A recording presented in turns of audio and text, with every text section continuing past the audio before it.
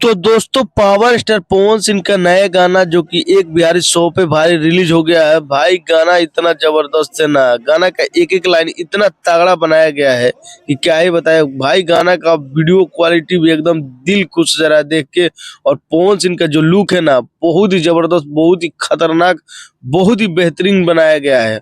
और विभांशु तिवारी जो कि गाना को डायरेक्ट किए हैं, एकदम बहुत ही जबरदस्त। भाई गाना में डांस भी जबरदस्त लग रहा है और एक्शन सीन भी है। Power star Pawan Singh last में गाना के एक डायलॉग मारे हैं ना भाई, बहुत ही जबरदस्त है। तो अभी तक जो भाई नहीं देखे हैं गाना को तो जाके देखिए, भाई गाना बहुत ही जबरदस्त बना हुआ है। और जो भाई देख लिए हैं तो कमेंट करे। और भाई पावर स्टार पवन सिंह इस समय चुनाव में माहौल चेंज किए हैं। चुनाव का एकदम एक तरफा पावर स्टार पवन सिंह राज कर रहे हैं।